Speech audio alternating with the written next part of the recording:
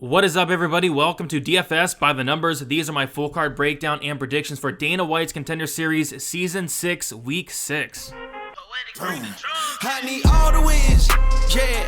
Harder than all that is. You better move, you might get knocked out. Knocked out. You better move, you might get knocked out. Knocked out. You better move, you might get knocked out. Knocked out. And we are back for another Dana White's Contender Series breakdown this week, breaking down a very stacked week in Week 6. I will say that I think that a lot of these fighters are UFC ready. So I think this is one of the more stacked cards of the year. Should be a very fun and exciting card. I think we're going to get a lot of contracts handed out here on this card as well. So yeah, definitely looking forward to break it down. Before I do so, as always, if you guys can please leave a like on the video. One small like does go a long way for the channel. Also, if you're not subscribed, be sure to do so you not miss out on all the other content throughout the week. I'm doing Contender Series on Monday, UFC Paris full card breakdown and prediction video out on Tuesday. If you guys want to talk about the fights from a betting perspective, it will be live on the MMA Engine YouTube channel at 7 o'clock p.m. Eastern Time on Monday, breaking down the card, Dana White's card from a betting perspective, talking about the fights just from a betting perspective and a betting perspective only. So make sure you guys check that out. But I say we get into it. We have 5 fights to talk about, and we will start with the first fight of the night. We have Alex Morgan going against Blake Builder. We will start with Alex Morgan here, who is training at TriStar Gym. He's 31 years old, 5'10" with a 73-inch reach. He's 11-4 and 4-1 in his last 5 fights. Some notable wins and losses for Morgan here. He did lose to Charles Jourdain by submission back in 2018. He beat TJ Laramie by knockout in 2017, and then he knocked him out again in 2018. He beat Kyle Nelson by decision as an amateur as well, for what it's worth. And yeah, Morgan, pretty good finisher. Overall finish rate of 55%. All 55% of those wins come by knockout. So no submissions on the record for Alex Morgan. He has fought the much better competition, and it's really not even close. He presses forward on the feet. He throws with power. I really like his striking, very clean striking in Alex Morgan. He swarms when he has his opponent hurt, and he typically does get him out of there when he does have him hurt. Decent takedown defense and get-up game, but he did get taken down and controlled a bit in one of his losses, which kind of concerning in this matchup. And I do think he should be able to stuff the majority of the takedowns here, and if he does get taken down, he absolutely needs to mind his P's and Q's in this matchup, because Builder is no joke on the map. Both guys do have power in this matchup, but I will say that Morgan does hit harder. Morgan does have a lot more knockouts as well than Builder. Blake Builder, he is 32 years old, 5'8", not sure on the reach there. He's 6-0-1 and 4-0-1 in his last 5 fights. No notable wins or losses for Builder, so like I said, Morgan has fought the better competition. It's just not even close. A 67% finish rate for Builder, 17% by knockout, 50% by submission.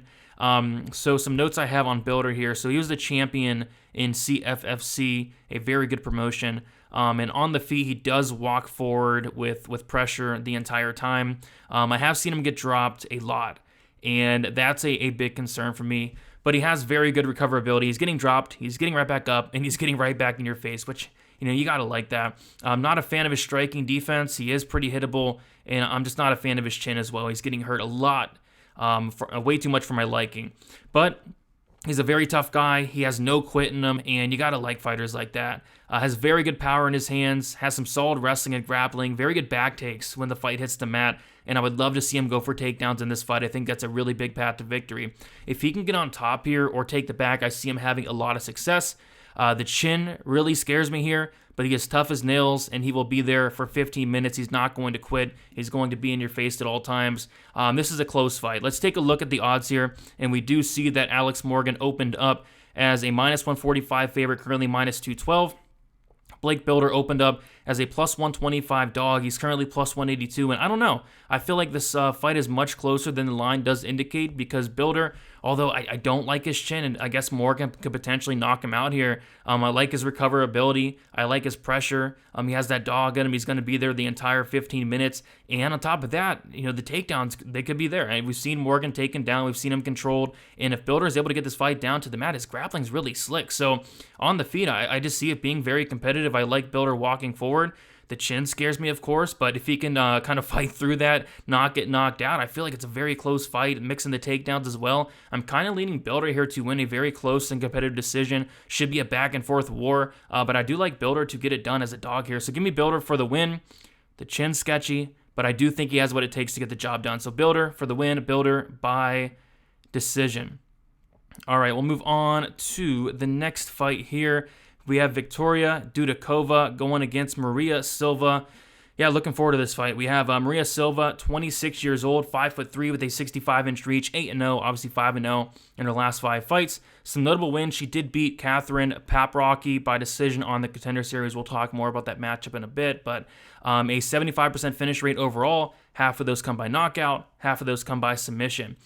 So she did fight on the Contender Series, and she won the fight. Did not get the contract, but the fight wasn't close. She got like 10 minutes of control time, was able to control Paprocki against the cage, was able to take her down, was able to have success at space, but the striking, it just wasn't really competitive, but wasn't enough to get the contract. She has solid striking, good counters, good pressure on the feet. She is going to have the clear striking advantage in this fight, and it's probably not even close. Very physically strong, has a good ability to get the fight down to the mat when she wants to.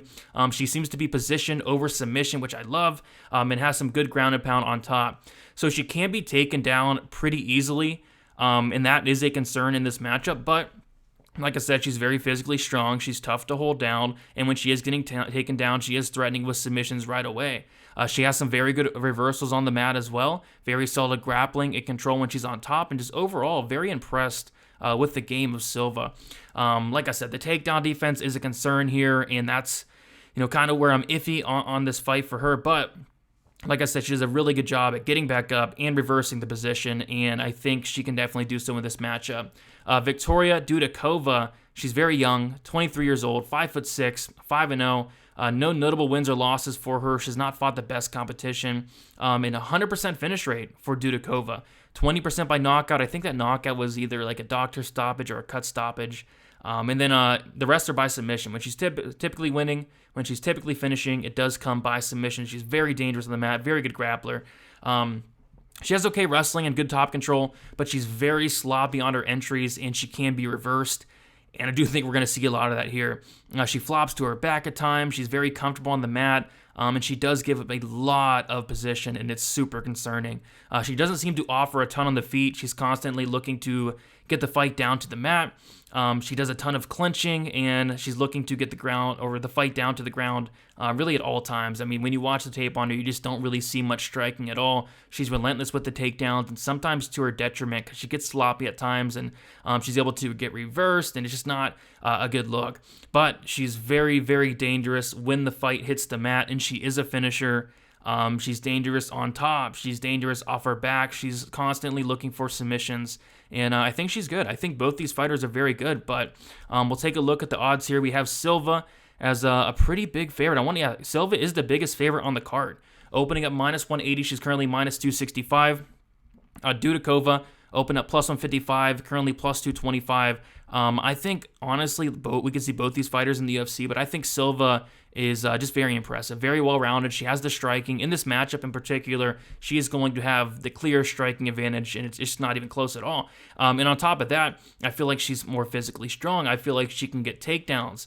Dudakova, I don't think she has great takedown defense. I think she's comfortable to be on her back, and that's going to be to her detriment here. I think Silva, if she wants to get the takedown, and we've also seen Dudakova put herself into bad positions. Like, it wouldn't shock me if Silva was able to get a sub, wasn't able to get like a ground and pound victory. I think if Silva finishes this fight at some point, like I said, both fighters are very good, but I'm just more sold on Silva at this point. Would not be shocked if we did see Dudakova in the UFC at some point, but Silva, I do think right now is definitely the better fighter, definitely more well-rounded. If she wants to, she can keep this on the feet and clearly outstrike Dudakova.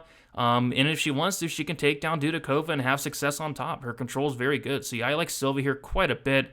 As long as she's able to not get submitted, stay out of trouble on the mat, she should be fine. She should win this fight. I do think she wins it inside the distance, whether it's a ground and pound victory, whether it's a submission. I do think she gets this one done there. All right, moving on to the next fight, we have Matias Rebecki going against Rodrigo Legio. So we'll start with Rebecki here. He is training at American Top Team. He's 29 years old, 5'7", 15-1, and 5-0 in his last 5 fights. I want to say he's on like a 12-fight win streak or a 13-fight. He's won a lot of fights in a row at this point.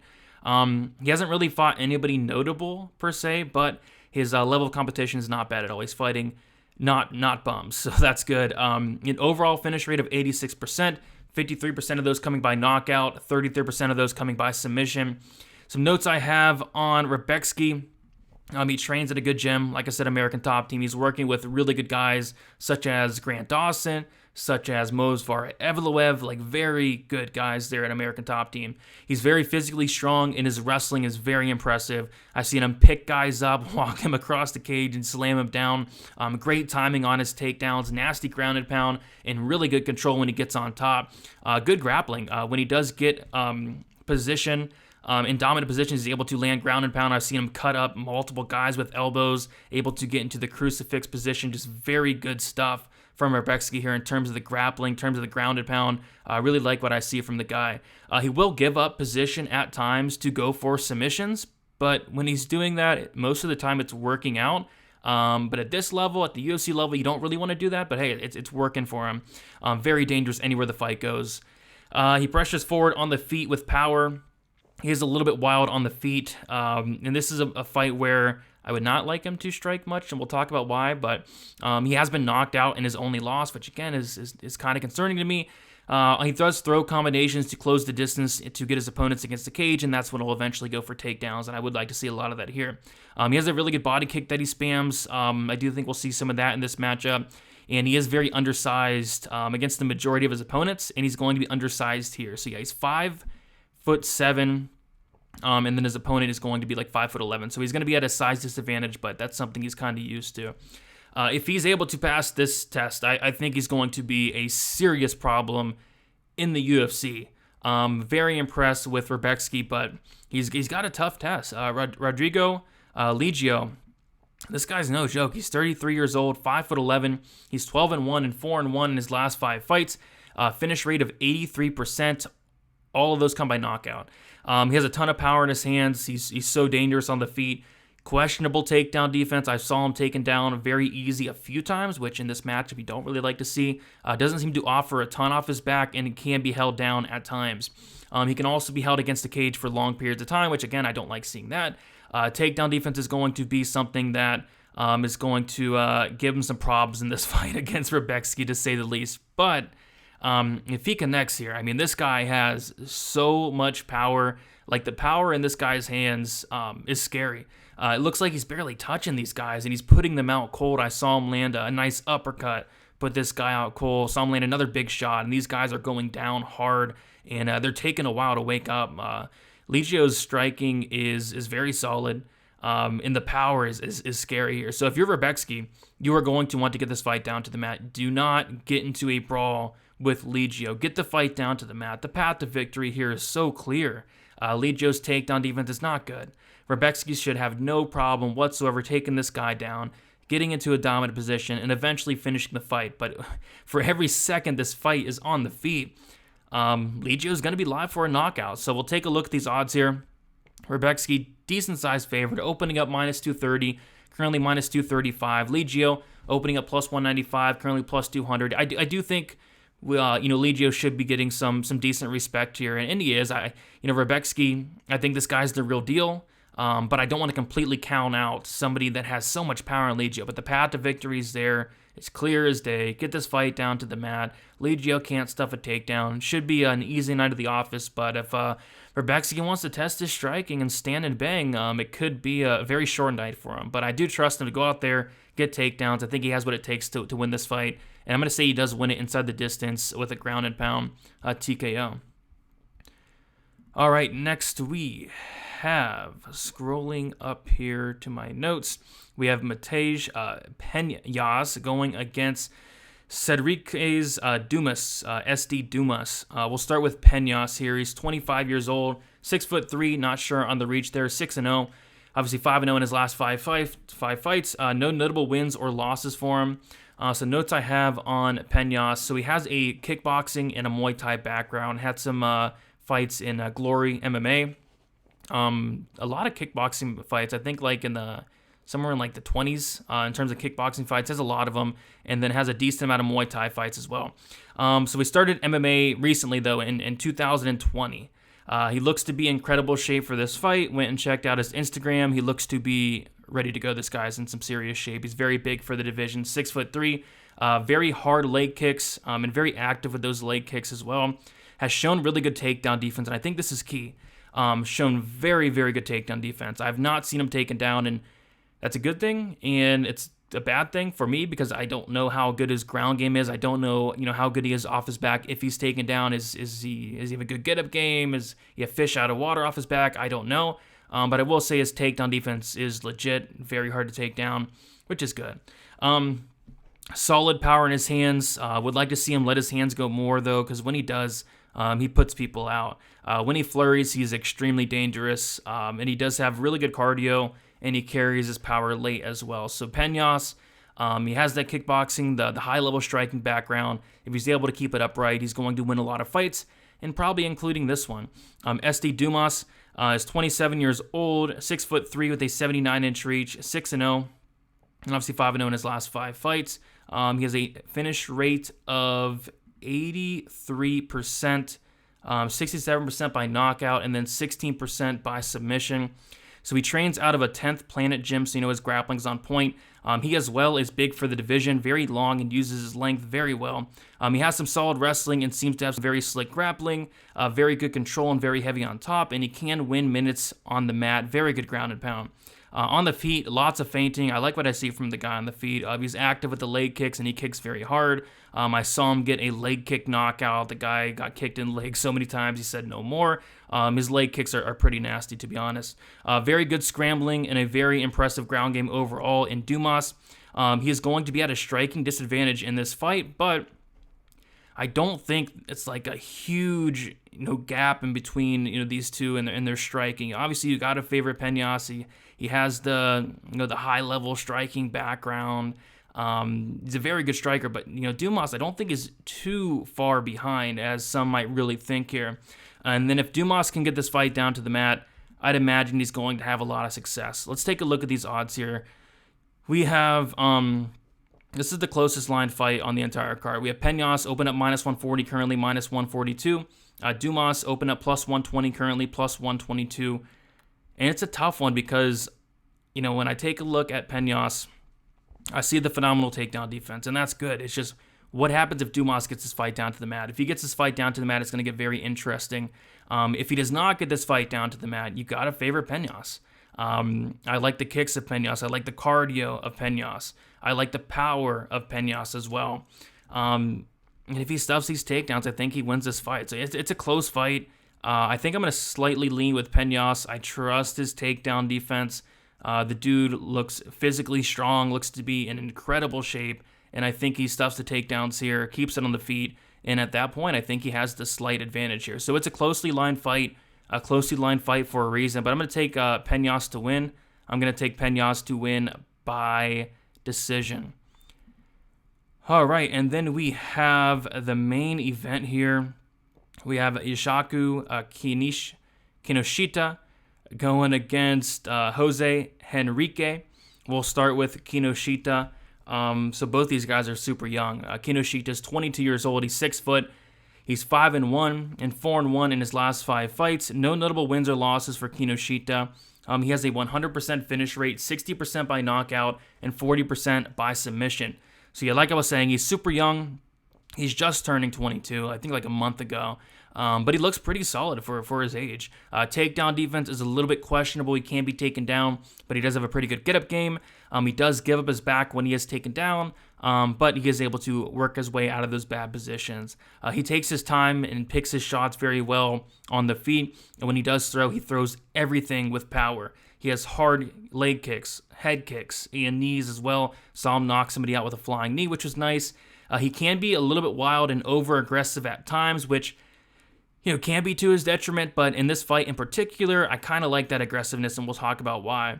He looks like he's really trying to force the knockout as well, and, he's young, he's still green, but I like what I see from the guy. The striking defense is a little bit iffy. He does leave his hands down at times, and he's willing to eat one to give one, which you don't like to see typically, but, he does have a solid chin, and very powerful in his own right. His only loss comes to him grabbing the cage when he was stomping on somebody's head. Got turned into a DQ for grabbing the cage. But other than that, he's undefeated. Other than that one DQ loss, and in that DQ loss, he was on his way to knocking out his opponent. Hurt him very bad. He flurried, and then of course he grabbed the cage and got disqualified there. I don't see a ton of takedowns or grappling, but when he does end up on top, he looks good. He has good control, good ground and pound, and he does have some submissions on his record as well, between pro and amateur. A lot of amateur submissions I saw. So yeah, don't mind at all what I see from Kinoshita. Jose Henrique, he's only 19 years old. I want to see, doesn't even say his birthday, but he's very young. He's 19 years old. He's 6'5", which is nuts. He's 78.5 inch reach, a very long reach as well. He's 5-0. No notable wins or losses for him as well. An 80% finish rate, all 80% of those coming by knockout, no subs. So yeah, he's super young, and he is super green.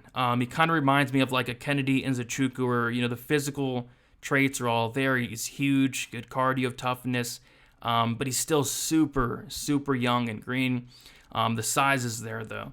He typically fights at middleweight, 185, and this fight is at welterweight, which is crazy. I mean, this guy's 6'5" at welterweight, which would, as far as I'm concerned, make him the biggest welterweight on the entire UFC roster if he was to make it, and really not even close. And one of the tallest fighters on the roster in general at 170. So we'll see, how that looks. I mean, he's a big dude. He's a very, very big dude.